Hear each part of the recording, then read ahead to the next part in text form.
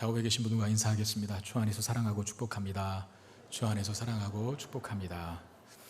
여러분, 워렌 버핏이라고 하는 사람 많이 들어보셨죠? 별명이 투자의 귀재라고 그렇게 붙여진 사람입니다. 우리나라에도 매스컴과 그의 저서를 통해, 그가 쓴 책이 참 많은데 그의 저서를 통해서 널리 알려진 익숙한 인물입니다. 미국의 경제 전문지인 포브스라고 하는 잡지에서 2020년 올해죠. 올해 기준 발표한 세계 부자 순위, 이 사람 몇 위에 올랐을까요?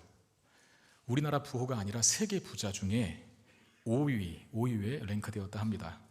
이 사람이 이제 2000년부터 시행했던, 매번 진행한 행사가 있는데 자신과 점심을 먹는 시간을 경매에 파는 그 행사를 합니다. 매해마다. 2020년과 21년에는 코로나 때문에 그 행사를 못 하다가 올해 다시, 아마 올해 마지막이라고 그래요. 올해 다시 재개를 했는데 6월 17일 날 이제 낙찰이 됐는데 이 사람과 함께 점심을 먹는 시간을 경매에 붙인 거예요. 얼마에 팔렸을까요? 1,900만 달러랍니다. 근데 뭐 1,900만 달러가 얼마인지 잘 모르시죠? 246억 원에 낙찰이 됐답니다. 그 사람은 뭐라고 점심 한 끼 먹는데 246억 원을 갖다 바칩니까? 중국의 굉장히 젊은 그런 사업가가 그렇게 따냈다고 합니다. 물론 그 돈을 가지고 이 버핏이 개인의 취부를 하는 게 아니라 그 행사 자체가 목적이 이제 빈민들을 구제하는 일에 전액 이제 후원금으로 사용하는 그런 좋은 취지도 있으니까 이렇게 큰 경매가로 낙찰되기도 하겠지만, 그래도 여러분 좀 심하지 않아요? 246억 원을 주고 점심 한 끼를 먹는다, 그 사람과. 도대체 무엇 때문에 그렇게 어마어마한 돈을 주고 그 사람과 점심 먹는 시간과 자리를 사겠는가 하는 생각을 여러분 해보십시오. 그 사람과 만나서 대화를 나누고 또 의견을 나누는 일이 그 정도의 돈이 아깝지 않기 때문에 그런 거금을 주고서라도 그 시간을, 그 자리를 산 것이거든요. 물론 그 사람이 내놓을 수 있는 답변 중에는 자기가 어디에 투자하는지 투자처를 말할 수는 없답니다. 그 나머지는 모든 의견들을 나눌 수 있다라고 하는 조건과 단서를 가지고 그 시간을 파는데, 한 사업가가 246억 원을 주고 시간을 산 거예요. 그만큼 그 돈이 아깝지 않을 정도로 그 사람과 만나서 의견을 나누고 생각을 듣는 것이 그 젊은 사업가에 있어서는 굉장히 중요한 일이고 가치 있는 일이기 때문에 그런 거금을 주고 산 것 아니겠습니까? 저는 그런 생각을 해봅니다. 우리에게 이런 거금을 주고서라도 사고 싶은 시간과 자리는 어떤 시간이고 어떤 장소인가? 우리가 이런 거금이 아깝지 않을 정도로 사고 싶은 시간, 사고 싶은 자리 뭡니까? 더 적나라하게 구체적으로 직접적으로 여쭙겠습니다. 우리에게 주님과 만나는 이 영광스러운 자리는 여러분 각자에게 어떤 가치가 있습니까? 자, 예수님께서 오늘 기도하시러 산에 올라가십니다. 28절에 보니까 이 말씀을 하신 후 8일쯤 되어 예수께서 베드로와 요한과 야고보를 데리고 기도하시러 산에 올라갔다라고 되어 있습니다. 자, 세 사람을 데리고 갔대요. 그 세 사람이 누굽니까? 베드로와 요한과 야고보. 여러분, 이 세 사람이 자주 등장하죠. 특별히 예수님과 함께한 인물들로서 이 세 사람이 자주 거론되는 것을 보는데, 우리가 이전에 보았던 본문 중에도 누가복음 8장쯤 됩니까? 야이로의 딸이 죽었을 때 그 야이로의 딸을 살리기 위해서 그 방으로 들어갈 때, 그 집으로 들어갈 때 요 세 사람만 예수님이 데리고 가십니다. 베드로와 요한과 야고보. 그리고 우리가 나중에 보겠지만 예수님께서 십자가 지시기 전에 겟세마네 동산에 올라서 기도하실 때에도 그 겟세마네 동산에 함께 했던, 예수님과 동행했던, 예수님께서 지명하에 들고 올라간 세 사람 역시도 이분들입니다. 베드로와 요한과 야고보. 자, 예수님께서 유독 이 세 사람만 따로 데리시고 다니시는 이유는 무엇 때문일까요? 여러분, 간단하게 생각하면, 단순하게 생각하면 예수님도 무슨 사람 가리나? 편애하시나? 이렇게 생각할 수 있지 않겠습니까? 근데 여러분, 한번 생각을 바꾸어서 이렇게 생각해 보십시오. 베드로는 어떻게 죽습니까? 십자가에 거꾸로 매달려 죽습니다. 요한은 어떻게 죽습니까? 밤모섬에 유배되어 고통당하다 쓸쓸한 최후를 맞습니다. 야고보는 어떻게 죽습니까? 사도행전 12장에 기록되어 있습니다. 헤롯의 칼에 의해서 아주 어이없이 황당하게 죽임을 당합니다. 자, 인간의 힘으로 견디기 힘든 일을 할 사람들이기 때문에 이렇듯 많은 시간을 주님과 함께하고 더 많은 영적 경험을, 영적 체험을 하게 하시는 것일 수 있다는 것이죠. 왜 저 사람들만 데리고 다니지? 편애하시는 게 아니라 바꾸어 생각해보면 엄청난 일을 해야 될 사람들이기 때문에 강도 높은 훈련과 주님과의 친밀한 교제와 그야말로 세계적인 영적 체험이, 생애적인 영적 체험이 그들에겐 유독 필요했기 때문에 그들을 따로 데리시고 다니신 거예요. 여러분, 군인이라고 해서 다 같은 군인이 아니지 않습니까? 적진에 직접 침투를 하거나 적의 수장을 암살하는 일을 하는 군인들은 다른 군인들과는 비교할 수 없이 많은 아주 강도 높은 훈련을 받습니다. 아마 그 사람들은 밥 먹고 자는 시간 빼고는 다 훈련받는 일만 할 거예요. 근데 모든 군인이 다 밥 먹고 자는 시간 빼고 훈련만 받지는 않거든요. 작업도 하고 뭐 업무도 보고 행정적인 일도 하고 그럽니다. 그런데 정말 특별한 임무를 띠고 특별한 목적 속에 양성되는 군인들은 밥 먹고 자는 시간 빼고는 다 훈련만 합니다. 이 세 사람의 제자들도 앞으로 장차 인간의 힘으로는 도무지 감당할 수 없는 자리에 가야 하고 감당할 수 없는 사명을 감당해야 하기 때문에 예수님 그토록 그들을 데리고 다니셨고 오늘 변화산에서의 정말 놀라운 체험도 경험시켜 주신 것이죠. 여러분, 주님으로부터 많이 받으셨다고 생각되십니까? 여러분이 받은 은혜와 복이 많으십니까? 영적인 체험을, 신비한 체험을 아주 많이 경험하셨습니까? 뭐 방언은 기본이고 환상도 보셨습니까? 간증할 만한 사건을 많이 가지고 계십니까? 여러분, 그거 주신 거 여러분들이 누구한테 자랑만 해대고 우월의식까지라고 주신 게 아니라 하나님의 영광을 위해서 더 많이 일하라고 주신 거예요. 하나님의 영광을 위해서 더 많이 일하라고. 근데 우리는 자꾸 그거 가지고 우월의식을 가져요. 자랑만 하는, 그렇게 하면 안 된다. 하나님의 영광을 위해 사용하라고 주신 경험이고 체험이라는 거예요. 그러니까 우리가 은혜와 복을 사모한다면 우리는 동시에 주님의 영광을 위해서 더 많은 일을 감당하겠다는 다짐을 포함하고 있어야만 하는 거예요. 하나님의 영광을 위해서 더 큰 사명을 감당하겠다는 각오와 다짐이 없는데 은혜와 복만 달라고 구한다면, 신비한 체험만 하게 해달라고 구한다면 그게 무슨 의미가 있나요? 그거 줘서 뭐 하게요? 베드로와 요한과 야고보를 특별히 따로 더 많이 데리고 다니시는 이유는 그들이 장차 감당해야 할 사명이 크기 때문이었습니다. 이 세 명의 제자들과 함께 산에 오르신 예수님께서 기도하십니다. 그러자 어떤 일이 벌어집니까? 변화되는 일이 벌어지는데 29절에 보니까 용모가 변화되고 그 옷이 휘어져 광채가 났다라고 되어 있습니다. 같은 사건을 기록한 마태복음 본문에서는 한 가지 더 묘사하는데 그 얼굴이, 예수님의 얼굴이 해같이 빛났다라고 묘사하고 있어요. 옷이 그야말로 휘어져서 광채가 나고 얼굴이 해처럼 빛나는 모습, 그런 변화가 그 변화산에서, 올라간 산에서 기도할 때 이루어지거든요.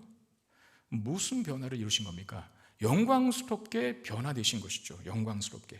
우리는 이전 문맥에서, 지난주 본문에서 예수님께서 메시아의 역할에 대해서 가르치실 때 베드로가 예수님이 메시아인 건 분명히 맞았지만, 바르게 고백했지만 주는 그리스도시요 살아계신 하나님의 아들이십니다라고 고백했지 않습니까? 예수님에 대한 명확한 이해는 가지고 있었지만 베드로를 포함한 제자들과 수많은 유대인들이 메시아가 와서 해야 될 역할에 대해서는 오해를 하고 있었어요. 특별히 그들의 메시아관에는 메시아가 고난을 받는다?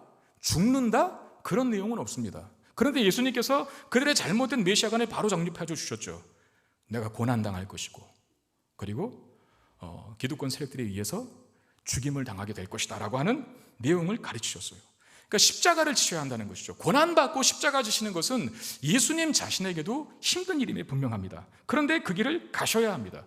예수님께서 이 땅에 오신 이유는 고난당하고 십자가 지시기 위함이 오신 거예요.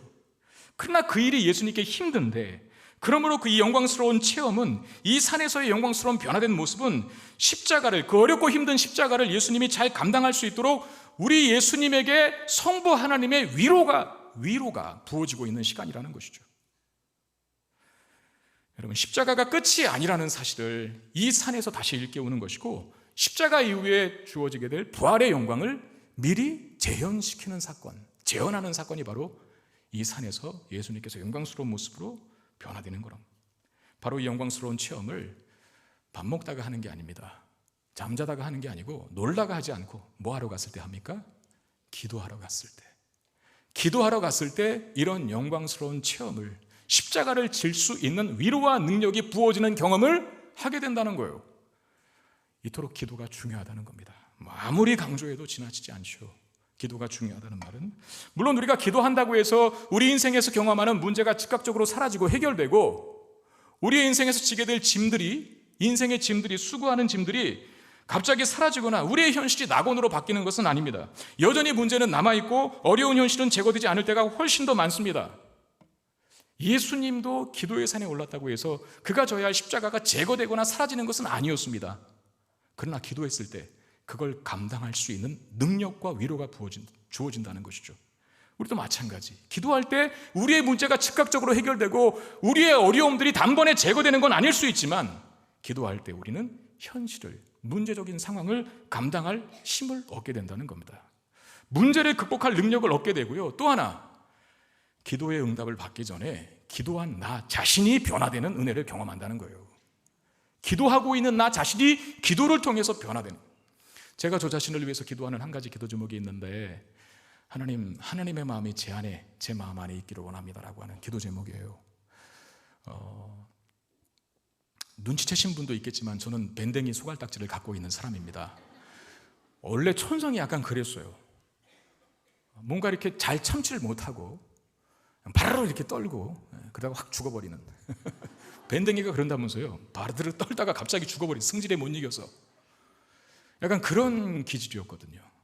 근데 그런 기질로 목회를 못 하잖아요.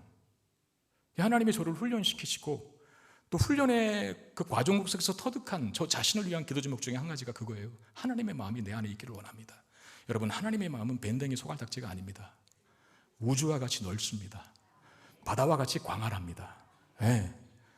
여러분, 우리가 동네 개울가 같은 마음을 갖고 있다면 돌 하나 던져도 요동이 커요. 그 파동이 큽니다. 그런데 바다와 같이 넓은 마음을 갖고 있다면, 우주와 같이 광대한 마음을 갖고 있다면 바위가 수십 개 떨어져도 절대 티 안 냅니다. 그런 넓은 마음. 기도할 때 우리가 바뀌어요. 그렇게 개울가 같이 좁은 마음이 기도하는 우리의 모습을 통해서, 기도하는 과정을 통해서 우주와 같이, 바다와 같이 하나님의 마음을 소유한 사람이 돼요. 기도하지 않을 때에는 개울가 같은 마음 가지고 있어서 돌멩이 하나 떨어져도 파르르 떨었어요. 그런데 기도하면서 점점 하나님의 마음이 내 안에 들어차기 시작하고 내 자신이 변화되기 시작합니다. 이제는 바위가 떨어져도 전혀 미동하지 않는 넓은 마음을 소유하게 되는 것이죠. 하나님, 저에게 하나님의 마음을 주셔서, 우주와 같이 바다와 같이 넓고 강한 마음을 주셔서 제가 어떤 사람도, 어떤 사건도, 어떤 상황도 다 감당할 수 있는, 품을 수 있는 능력을 주십시오라고 기도합니다. 기도할 때 그 일이 가능한 그런 변화가 저와 여러분들에게 개울과 같이 좁은 마음이 기도를 통하여서 바다와 우주와 같이 광대한 마음으로 바뀔 수 있게 되기를 주의 이름으로 축원드립니다.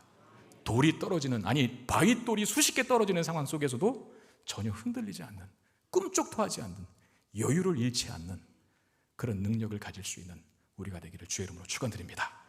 예수님께서 기도하실 때 예수님 양 옆으로 구약시대 때 위대한 인물 두 사람이 등장을 하게 되는데 누굽니까? 모세와 엘리야가 나타납니다. 모세와 엘리야가 예수님 양옆에서 예수님과 함께 대화를 하는 장면이 연출되는데 30절 31절에 보니까 문득 두 사람이 예수와 함께 말하니 이는 모세와 엘리야라. 영광 중에 나타나서 장차 예수께서 예루살렘에서 별세하실 것을 말할세 그랬습니다. 자, 모세와 엘리야가 이 변화산에서 변모 대신 예수님 양 옆으로 나타난 이유는 무엇 때문일까요? 여러분들이 알고 있는 모세는 어떤 사람입니까? 간단하고 단순하게 얘기해서 모세는 출애굽의 지도자였죠. 애굽의 노예로 잡혀있는, 애굽의 노예를 생활을 하고 있는 이스라엘 백성들을 해방시키고 자유로 이끄는 사람, 출애굽의 지도자, 그가 모세입니다. 엘리야는, 여러분들이 알고 있는 엘리야는 어떤 사람입니까? 이스라엘이 남과 북으로 갈렸을 때 북쪽에서, 북아국 이스라엘에서 활동한 선지자였죠. 그러니까 엘리야가 선지자로서 활동했을 때의 시대는 아합 왕이 통치했던 시대입니다. 아합 왕은 인간적으로 볼 때는 굉장히 탁월한 군주일 수 있지만 영적으로는 꽝이었어요. 왜냐하면 그 왕이 바알 숭배를 굉장히 발전시킵니다. 이스라엘 땅에 우상을 들여와요. 바알 숭배를 편만하게 확장시킵니다. 바알 왕이. 그 시대에 엘리야가 보내줘서 바알 신앙에 물들어 있는, 병들어 있는 이스라엘 신앙을 다시 깨우고 회복과 부흥을 위해서 분연히 일어나서 평생을 헌신했던 사람이 바로 엘리야예요. 자, 모세와 엘리야가, 그 구약시대 때 활동했던 모세와 엘리야가 지금 변화선생에서 변모된 모습을 하고 있는 예수님 옆에 등장한 이유는 예수님께서 하실 일이 이 두 사람이 했던 일, 즉 모세가 했던 일과 엘리야가 했던 일들의 연속성을 갖는다라는 사실을 가르치기 위함입니다. 예수님 모세와 엘리야와 나눈 대화는 뭡니까? 예수님께서 모세와 엘리야와 나눈 대화 31절에 보니까 영광 중에 나타나서 장차 예수께서 예루살렘에서 별세하실 것을 말할세라 그랬습니다. 한글 개혁을 이걸 별세라고 세상을 떠난다라고 그렇게 번역을 했는데 이 별세라고 하는 헬라어 원어 단어가 중요합니다. 엑소더스입니다. 여러분, 엑소더스가 뭐예요? 영어 성경을 가진 분은 출애굽기가 엑소더스라고 써 있는 것을 확인하게 될 겁니다. 출발한다, 나간다 라고 하는 뜻이거든요. 그러니까 모세와 엘리야가 나타나서 예수님과 함께 대화하는 그 주제가 엑소더스였다는 겁니다. 엑소더스는 출애굽의 용어입니다. 여기서 알게 되는 거, 예수님이 해야 할 일 또한 죄와 사망에 매여 있는, 죄와 사망의 노예 상태로 있는, 마귀와 사탄에 종되어 있는 인류를 출애굽시키는, 바알 신앙에 빠져 있는 인류를 참된 신앙의 길로 돌이키게 만들어 생명을 얻게 하는 그 일임을 가르치고 있다는 거죠. 바로 예수님께서 이 일을 위해서 오셨습니다. 바로 그 일을 잘 하시도록 하나님께서 보내신 모세와 엘리야를 통해서 다시금 격려를 받고 계신 겁니다. 여러분, 우리도 이 땅에 살면서 감당해야 될 사명이 있습니다. 여러분, 하나님께서 저와 여러분들을 다만 이 땅에서 그냥 잘 먹고 잘 살도록 하기 위해서 부르셨을까요? 먹고 사는 일에만 매진하라고, 거기에만 혈안돼 있으라고 저와 여러분들을 하나님의 자녀 되게 하셨고 예수 그리스도의 생명이라고 하는 값진 대가를 지불하셨겠습니까? 그건 아닐 겁니다. 분명한 목적이 있겠죠. 우리 각자가 감당해야 될 사명이 있어요. 그 사명이 뭔지는 여러분 각자 자신만 아실 것입니다. 그러나 공통 분모가 하나 있죠. 우리는 다 하나님의 영광을 위해서 살아야 할 역사적 사명을 띠고 하나님의 자녀가 된 것입니다. 하나님의 영광을 위해서 살아야 할 그 삶에 우리를 드려야 한다는 것이죠. 비록 그 일이 쉽지 않을 겁니다. 때로 하나님의 영광을 위해서 살다 보면 조롱을 당하기도 하고, 믿지 않는 세상 사람들로부터 조롱을 당하기도 하고, 멸시를 당하기도 하고, 심지어는 우리가 알지만 이용을 당하기도 합니다. 우리가 예수 믿고 있고 교회 다니고 있고 집사 직분을 갖고 있고 장로되고 목사 되었다는 사실을 교묘하게 이용하는 아주 사악한 세상 사람들이 있어요. 알고도 그냥 당해주죠. 어쩌면 예수를 믿어 하나님의 영광을 위해서 살아야 할 우리의 삶에 더 많은 희생과 수고가 뒤따를 수도 있습니다. 그럼에도 그 일을 감당할 수 있는 이유는 뭐 때문입니까? 하나님의 영광이 나를 통해 드러나기를 원하는 삶을 사는 자에게 그 일 감당할 수 있도록 하나님께서 위로와 능력을 항상 충만하게 부어주시기 때문입니다. 저에게도 항상 이 일의 반복이에요. 목회라는 게 쉽지는 않지 않습니까? 쉽지 않습니다. 쉽지 않죠. 여러분, 제가 제일 목회자로서 힘들어하고 어려워하는 것 중에 하나가 여러분 뭐라고 생각하십니까? 성질대로 못 사는 겁니다. 하고 싶은 걸 못해요. 그 하고 싶은 게 뭔지는 그냥 말씀 안 드리랍니다. 때로는 참아야 되고, 때로는 절제해야 되고, 때로는 쳐다도 보지 말아야 되고, 이런 곤란함이 있어요. 그런데 다시 내가 누구인지를 기억하고 하나님이 왜 나를 하나님의 자녀로 택하셨고 교회의 목사로 세우셨는지를 생각하면서 내가 감당해야 될 사명의 자리를 지켜갔을 때 비록 그 자리가 힘들지만 때로는 조롱을 당하기도 하고 멸시도 당하기도 하고 무시를 당하기도 하고 어려움도 당하기도 하고 참 참기 힘든, 견디기 힘든 인내심을 요구할 상황도 있거든요. 그런데 그 사명 감당했을 때 하나님께서 부어주신 더 큰 위로와 능력이 있어요. 그 순간에는 힘들지만 사명의 자리를 지키고 그 사명의 자리를 지키기 위해서 기꺼이 고난의 자리에 들어갔을 때 그 고난이 다 지나가고 난 다음에 내가 이렇게 하기를 참 잘했구나, 내가 참기를 잘했구나, 내가 절제하기를 잘했구나, 내가 포기하기를 잘했구나, 내가 성질대로 안 살기를 참 잘했구나, 그런 하나님의 위로와 보상이 있다니까요. 그것 때문에 감당할 수 있는 겁니다. 여러분, 사명은 고난일 수 있습니다. 그러나 그 고난을 통해서 영광을 얻게 하십니다. 예수님도 십자가가 끝이 아닙니다. 십자가 지고 난 이후에 부활의 영광이 있다고 말씀하셨어요. 여러분들의 인생 속에서 여러분들이 높아지고 싶으십니까? 주님을 위해서 낮아지는 대로 들어가십시오. 그러면 주님이 우리를 높여주실 것입니다. 분명한 것은 우리의 낮아지는 수고보다 비교할 수 없을 만큼 우리 하나님께서 우리에게 부어주신 위로와 은혜가 훨씬 더 큰 것이라는 거. 네. 고난은 3일이었잖아요. 고난은 3일. 십자가는 3일로 끝났습니다. 그런데 부활은 이후에 영원했잖아요. 우리가 사명의 자리에서 당하는 고난은 잠시 잠깐입니다. 그러나 그 잠깐의 고난을 지난 다음에 하나님께서 잘했다, 수고했다 칭찬하면서 부어주시는 위로와 능력과 은혜는 우리가 져야 할 그 고난의 강도와는 비교할 수 없는 놀랍고 큰 것이라는 것 기억하시면서 사명의 자리에서 기꺼이 사명 감당하며 그 사명 감당하는 자가 받는 하나님의 위로와 능력을 다 경험하며 사는 저와 여러분 되시기를 바라겠습니다. 제자들이 모세와 엘리야가 예수님과 더불어 대화하는 이 영광스러운 광경을 목격합니다. 근데 그들이 뭐 하다가 이 광경을 목격했다고 성경이 기록합니까? 32절에 보니까 베드로와 및 함께 있는 자들이 깊이 졸다가 온전히 깨어나 예수의 영광과 및 함께 선 두 사람을 보았다라고 되어 있는데 뭐 하다 봤다 그랬어요? 거기다 또 앞에다가 뭘 붙였죠? 깊이.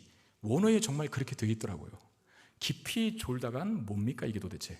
따라합시다. 꿀잠. 네. 조는 정도가 아니라 꿀잠을 자버린 거예요. 거기서 꿀잠을 잤는데, 여러분 우리가 영화관에서 가서 영화를 볼 때 뭐 처음에만 조금 보다가 중간에 계속 다 졸아버리고 잔 거예요. 그리고 마지막 장면만 보면 그 영화를 제대로 이해할 수 있습니까?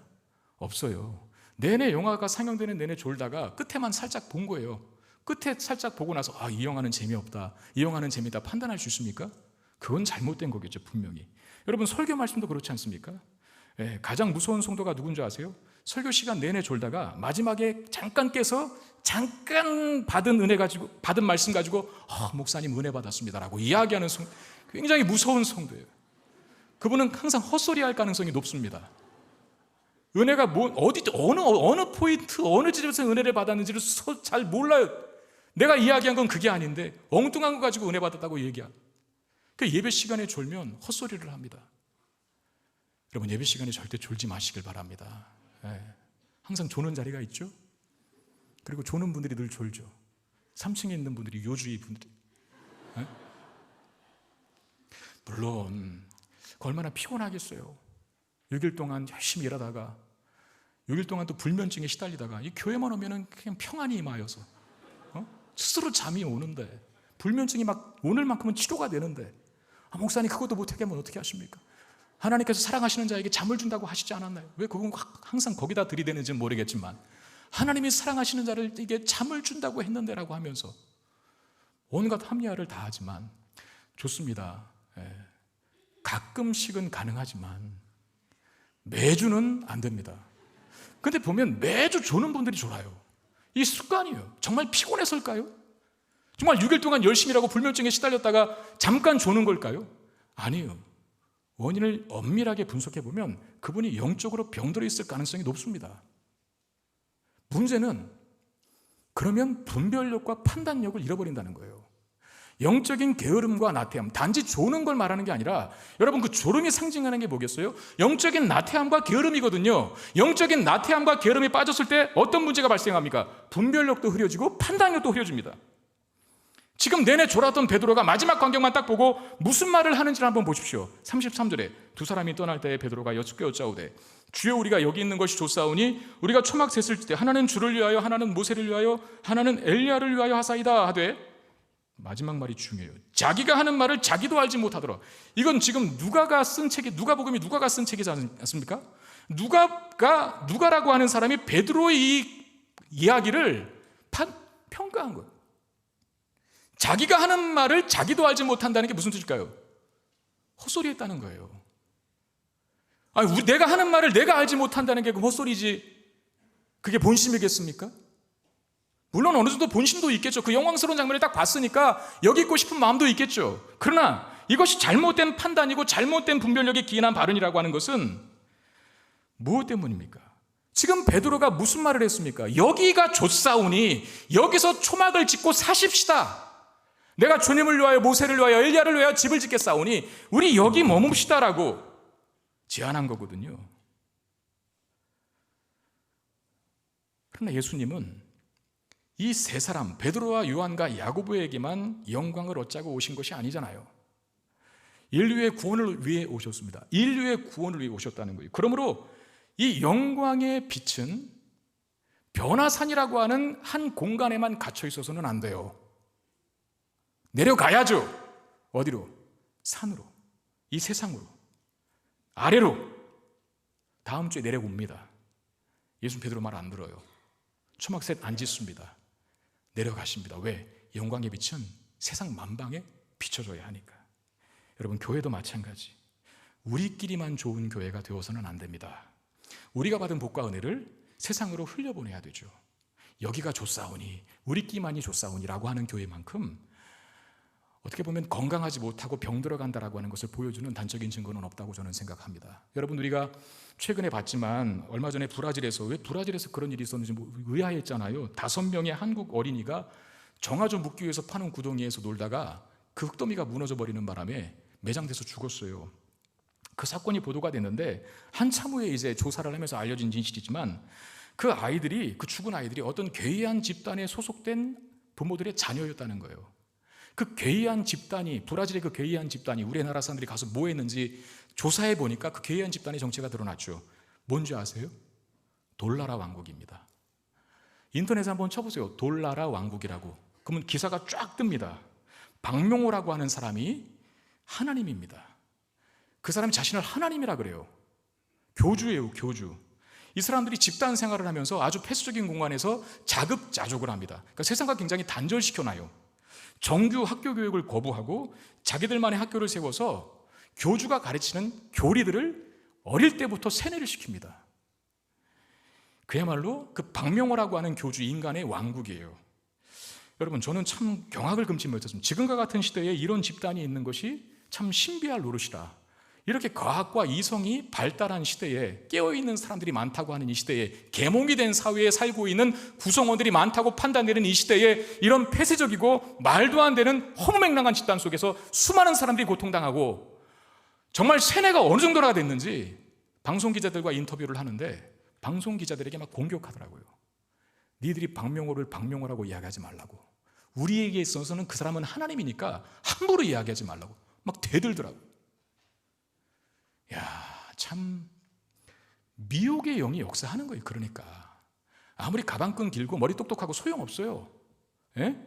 미혹의 영에 물들면, 말씀으로 무장하지 않으면, 우리가 성령 충만하지 않으면 그냥 당합니다. 여러분, 머리 똑똑한 거, IQ 높은 거 믿지 말라는 거예요. 지금 이 시대도 이런 현상들이 있어요. 이 사람들이 특징이 뭡니까? 집단 행동을 하고 절대 외부인들을 받지 않습니다. 자기들만의 왕국을 이루어요. 여러분, 교회는 결코 폐쇄적이 되어서는 안 됩니다. 교회는 사교 클럽이 아닙니다. 몇몇 사람들이 즐기고 웃고 떠드는 장소가 교회가 아닙니다. 그건 교회가 건강하지 못한 거예요. 만약에 교회에 새로 들어오신 분들이, 어떤 분들이 기존의 성도끼리 너무나 끈끈한 관계라 우리가 그 안에 들어가기가 힘들다라고 하는 말이 돌면 그것은 건강한 공동체가 아닙니다. 건강한 교회는 누가 와도 잘 심겨져서 영적 거목으로 성장하는 교회가 건강한 교회입니다. 그게 영적인 토양이라는 거예요. 교회는 영적인 토양이에요. 영적인 토양이 좋아야 잘 심겨지는 것이죠. 절대 우리끼리만이라고 하는 건 건강한 교회의 모습이 아닙니다. 바라옵기는 우리 교회가 누가 와도 잘 우리 교회의 영적 토양에 심겨져서 다 거목으로 성장하고 바뀌게 되는 이 놀라운 변화가 있게 되기를 주의 이름으로 축원드립니다. 결코 폐쇄적이 되지 마십시오. 여기가 좋사오니 하고 그 헛소리라 그랬어요. 누가가 지적했잖아요. 저가 무슨 말하는지 자기도 알지 못한다고. 분별력과 판단력을 잃지 말라는 겁니다. 베드로의 발언이 이어지는 와중에 제자들이 두려워할 만한 일이 벌어지게 되는데 34절 35절에 보니까 이 말할 즈음에 구름이 와서 그들을 덮는지라 구름 속으로 들어갈 때에 그들이 무서워하더니 구름 속에서 소리가 나서 이르되 이는 나의 아들 곧 택함을 받은 자니 너희는 그의 말을 들으라 그랬어요. 자, 구름이 갑자기 덮었대요. 베드로가 뭐 초막 얘기하고 뭐 하나는 줄을 열 막 얘기할 때 갑자기 구름이 딱, 여러분 구름은 뭘 상징합니까? 하나님의 임재, 하나님의 임재를 상징하는 것이죠. 그러니까 지금 이 자리에 하나님이 오셨다는 거예요. 그러면서 하시는 말이 나의 아들 곧 택함을 받은 자니 너희는 그의 말을 들으라 라고 했어요. 34절 35절에 여러분, 제자들은 예수님께서 고난당하시고 십자가 죽으시는 것을 반대했습니다. 특히 베드로는 절대로 그런 일이 일어나서는 안 됩니다라고 막 격하게 반응했어요. 다른 복음서에 보면 항변하여 이르되라고 하는 게 아주 승질을 부리고 말하는 거라고 그 원어에 보면 그런 분석이 있거든요. 내가 고난당하고 내가 죽게 될 것이다 라고 하는 예수 말씀을 듣고 베드로가 막 격하게 반응을 한 거죠. 이제 하나님이 직접 말씀해 주시는 거예요. 너희는 그의 말을 들으라. 너희는 누구예요? 제자들입니다. 그는 누굴까요? 예수님입니다. 성부 하나님이 나타나셔서 상황을 평정시켜 주시는 것이죠. 제자들이 가지고 있던 혼란, 제자들이 가지고 있던 의심, 제자들이 가지고 있던 불만, 불평, 이게 한 큐에 상황 종료됩니다. 구름으로 임재하신 하나님께서 나타나셔서 그는 내가 택한 나의 아들이니 너희는 그의 말을 들으라 라고 상황을 정돈하시는데, 항상 하나님의 임재 속에 답이 있죠. 하나님이 동행하시는 자리, 하나님이 임재하시는 자리는 혼란이 물러가고 의심의 구름이 사라지고 문제가 해결되는 이런 역사가 있는 줄 믿으시길 바랍니다. 하나님의 임재가 가장 강력하게 나타나는 자리는 어딜까요? 제가 늘 강조하지만 예배의 자리입니다. 예배에는 말씀과 찬양과 기도와 교제가 다 있어요. 예배의 자리에서 하나님의 임재를 경험하지 못하는데 어디 가서 하나님의 임재를 경험하실 거예요? 예? 물론 하나님은 어디나 다 계시죠. 근데 이 예배의 자리에서 하나님의 임재를 경험해야 다른 곳에서도 그 하나님의 임재를 경험할 수 있는 거예요.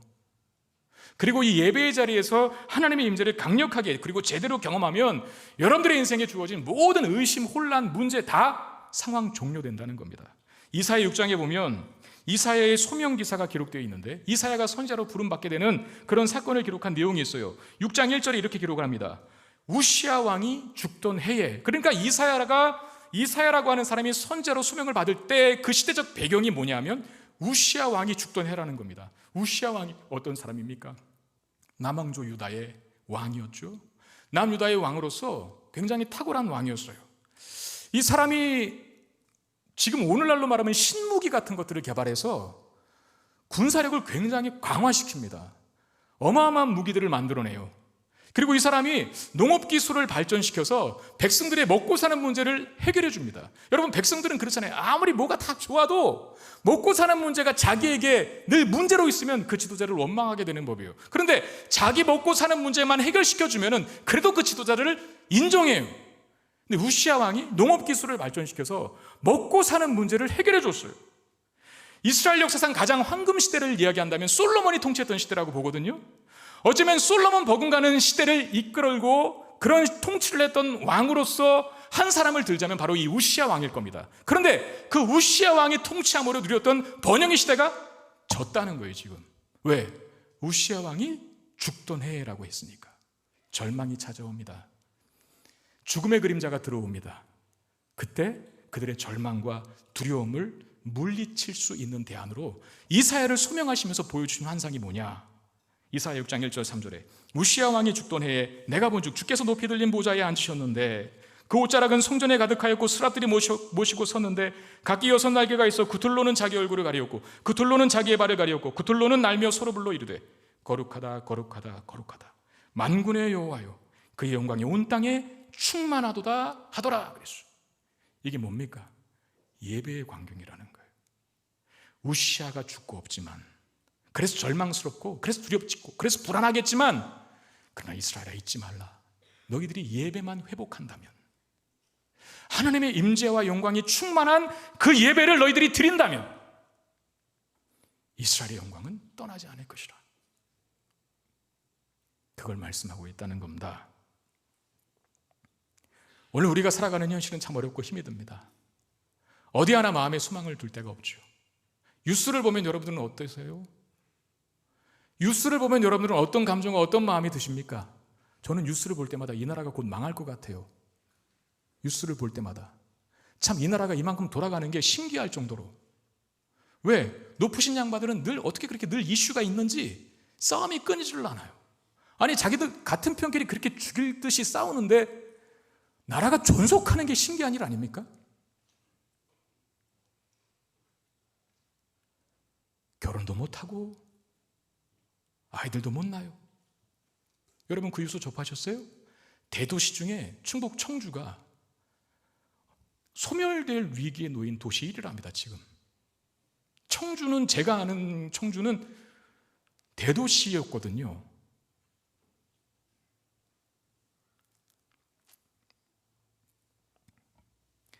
세계적인 경기 침체는 또 어떻습니까? 지금 뭐 환율이 1,400원대 올라간다면서요.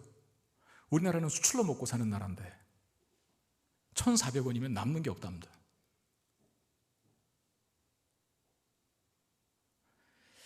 이때 우리는 어떻게 해야 할까요?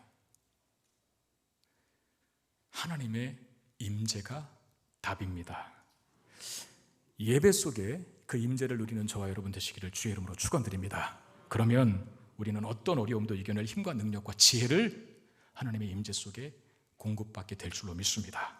하나님의 임재를 갈망하는 사람은 어떤 사람입니까? 하나님 말씀에 자신을 맡기는 사람입니다. 너희는 그의 말을 들으라 그랬잖아요. 성부 하나님이 임재하셔서 그냥 임재만 하고 끝난 게 아니라 제자들에게 말씀하셨어요. 너희는 예수 그리스도의 말을 들으라 라고 말입니다. 예수님이 십자가를 지시는 일, 이 말을 제자들은 듣지 않으려고 했어요. 그래서 베드로는 항변했다 그랬어요. 그런 일은 절대로 당신께 일어나서는 안 됩니다라고 반대했죠. 근데 우리는 압니다. 예수님이 십자가를 지셔야만 온 인류가 구원받을 수 있다는 사실을 안다는 겁니다. 예수님 말씀을 듣는 것, 그래서 그것이 비극을 멈추고 다시금 인류로 하여금 생명과 안전과 행복이 있는 길로 가는 유일한 길이라는 것. 그래서 하나님께서 말씀하시는 거예요. 너희는 그의 말을 들으라. 목자 되신 예수 그리스도의 음성을 따라갈 때에만 양된 우리들이 안전하며 그 생명을 보장받을 수 있는 겁니다. 여러분 창세기 6장에 보면 노아가 방주를 짓는 이야기가 나옵니다. 하나님께서 이 온 인류를 물로 심판할 것이다 라고 하는 계획을 내리시고 노아에게 방주를 지으라고 말씀을 하시는데 노아는 목수가 아닙니다. 농사 짓는 사람입니다. 그럼에도 불구하고 그가 전무후무한 이 세상을 다 잠기고도 남게 할 거대한 홍수 속에서도 안전한 배를 만들어요. 노아가 어떻게 그 일이 가능했을까? 말씀대로, 하나님 말씀대로 그 배를 지었기 때문에 그래요. 여러분 주님의 말씀을 듣기를 사모할 수 있기를 바랍니다. 하나님 말씀보다, 이 성경 66권에 있는 말씀 어떤 것보다 더 권위 있고 가치 있는 것은 없어요. 시대가 성에 대해서 뭐라고 이야기를 하고 뭐 동성이 있다, 중성이 있다 그런 얘기를 한다 하더라도, 생명의 기준을 세상이 자꾸 바꾸려 한다 하더라도, 결혼에 관한 관념, 가정에 대한 전통적이고 절대적인 가르침에 대해서, 가치에 대해서 자꾸 이상한 얘기를 한다 하더라도 우리는 거기에 현혹되면 안 돼요. 하나님 말씀이 가르쳐주고 있는 성이 뭔지, 하나님 말씀이 가르쳐주고 있는 생명이 뭔지, 하나님 말씀이 가르쳐주는 가정이 뭐고 결혼이 뭔지, 그 기준을 확고하게 붙들고 있어야 합니다. 그게 생명이기 때문에 그게 그 말씀에서 이탈하는 한 우리의 생명과 안전을 보장받을 수 없습니다. 하나님 말씀에 우리의 삶의 기준과 원칙과 우선순위를 두며 살아갈 수 있는 저와 여러분 되시기를 바랍니다. 자, 이 체험의 결론은 뭡니까? 36절, 소리가 그침에 오직 예수만 보이더라. 여러분, 예수님이 기준이고 모델이면 되는 겁니다. 네. 목회가 어렵습니다. 다방면으로 잘해야 합니다. 그런데 저는 다방면으로 잘 못하는 사람이거든요. 근데 한 가지는 할 수 있을 것 같아요. 그게 뭐냐면 예수님만 바라보는 건 할 수 있을 것 같아요. 근데 여러분, 목회자가 그거 하면 됩니다. 문제는 다른 잡다한 것들은 쳐다보고 있고 예수를 안 보니까 목회가 망하는 거지. 여러분 마찬가지예요. 다른 그 잡다한 것들을 때로는 우리의 시선에서 좀 거두어낼 필요가 있고, 그리고 예수님이 선명하게 보이면 다른 그 모든 것들은 좀 흐리멍텅하게 보여야 하는 것이 맞습니다. 그래야 베드로처럼 예수님을 제대로 바라보고 있으면 뒤에 풍랑이는 바다는 흐리멍텅하게 보여져서 용기 얻어서 풍랑이는 갈릴리 바다를 걸을 수 있게 되는 거예요. 초대교회의 특징 중에 하나는 순전한 믿음을 가졌다는 겁니다. 순전하다가 뭐예요? 섞이지 않았다는 거예요. 하나만 추구한다는 겁니다. 순전한 믿음을 가진 초대교회 공동체는 거대한 세상의 핍박과 환난을 이겨내고 극복하여 하나님 나라를 확장하는 위대한 공동체가 되죠. 히브리서 12장 2절에 믿음의 주요 또 온전케 하시는 이 예수를 바라보자 그랬어요. 여러분, 우리는 연약합니다. 우리는 무지합니다. 우리는 많은 한계와 결함을 가졌습니다. 그러나 예수님은 완전하십니다. 그분을 우리가 바라봤을 때 우리의 부족함, 연약함, 무지와 한계는 다 극복될 줄로 믿습니다. 항상 예수만 바라보는 우리들에게 기적과 승리와 영광이 경험되게 되기를 주의 이름으로 축원드립니다. 말씀 기억하며 같이 찬양하기를 원합니다. 하나님의 임재를 사모하는 마음으로 우리가 예배드리는 장소에서 우리가 예배자로 살아가는 모든 삶의 영역 속에 하나님이 임재하여 주옵소서. 간절한 마음으로 찬양합시다. 예수 우리 왕이여 이곳에 오셔서 보좌로 주여 임하사 찬양을 받아 주소서. 주님을 찬양하오니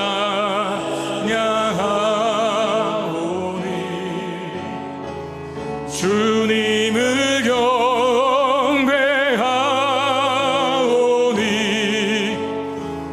왕이신 예수여 오셔서 좌정하사 다스리소서.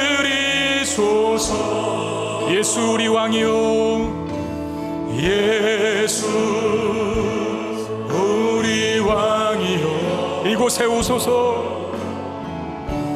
이곳에 오소서. 보좌로 주여 임하사 보좌로 주여 임하사 우리의 찬양을 받아 주소서. 찬양을 받아 주소서. 주님을 찬양하오니 주님을 찬양하 주님을 경배하오니 주님을 경배하오니 왕이신 예수여 왕이신 예수여 오셔서 좌정하사 다스리소서. 주님을 찬양하오니 주님을 찬양하오니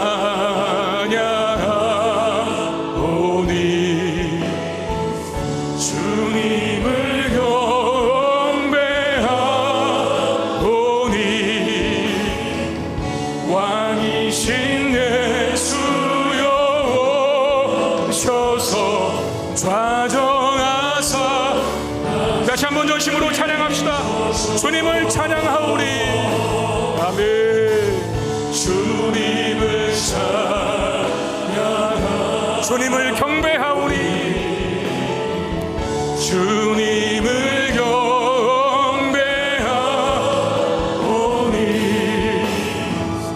왕이신 예수여 오셔서 좌정하사 다스리 어린 양 찬양하리.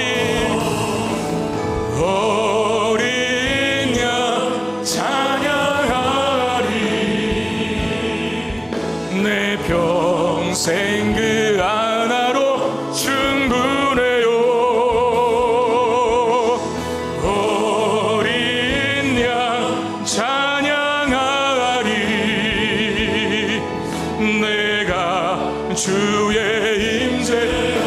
양 찬양하리. 어린 양 찬양하리. 내 평생 그 하나로 충분해요. 어린 양 찬양하리. 다시 한번 전심으로 찬양합시다. 어린 양 찬양하리. 어린 양 찬양하리. 내 평생 그 하나로 충분해요. 어린 양 찬양하리. 내가 주의 임재 안에서. 우리 시간 한 가지만 간절히 구하기를 원합니다. 하나님, 나의 시야에 하나님만 보이게 하여 주옵소서. 예수만 바라보게 되기를 원합니다. 주님의 임재 속에, 하나님의 임재 속에, 하나님의 동행하심 속에 내가 예배자로 살게 하시고, 어디에 있든 무엇을 하든 항상 하나님의 임재가 내 안에 있어 내 문제가 해결되고, 아니 해결되지 않는다 하더라도 그 문제를 극복할 능력을 받고 우리의 모든 혼란과 의심과 답답함과 괴로움으로부터 자유케 되는 그 모든 문제적인 상황이 종료되는 은혜를 누리게 하여 주옵소서. 이 간절한 기도의 제목을 갖고 우리 기도하는 시간을 갖도록 하겠습니다. 기도하겠습니다. 아버지 하나님, 주님이 나와 동행하여 주시기를 원합니다.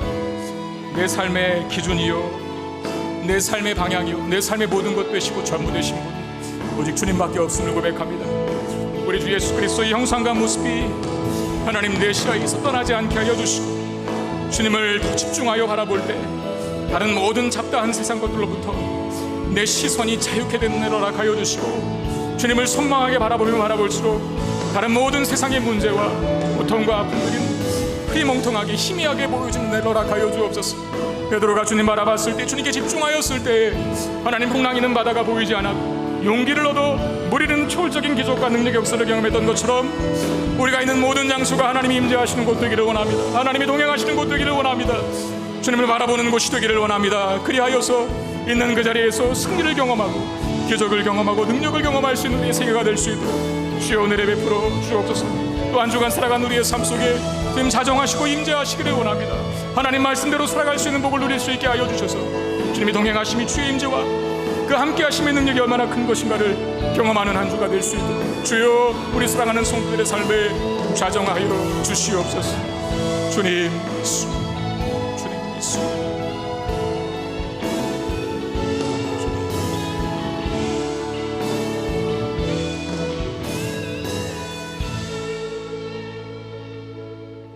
주님, 우리의 눈에 주님만 보이기를 원합니다. 우리의 시야에서 주님이 흐려지지 않게 하여 주시고, 주님이 선명하게 보이게 됨으로 말미암아 다른 모든 것들이 희미하게 보이는 은혜 주셔서 베드로처럼 용기 있게 풍랑이는 갈릴리 바다도 뛰어내릴 수 있는 담대함이 우리 가운데 있게 해 주시옵소서. 주님 바라보는 자, 주의 임재와 동행하심 속에 있는 자, 풍랑이는 바다 한가운데 한복판도 걸을 수 있는 초월적인 능력과 기적을 경험하게 될 줄로 믿습니다. 그런 우리의 한 주간의 삶이 될 수 있도록 주님 우리와 함께 하시고 주의 임재를 늘 사모하며 주님만 바라보고 살아가는 우리가 되게 해 주시옵소서.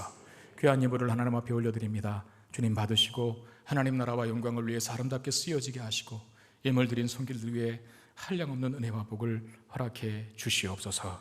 우리 주 예수 그리스도 이름으로 간절히 축복하며 기도드리옵나이다. 아멘.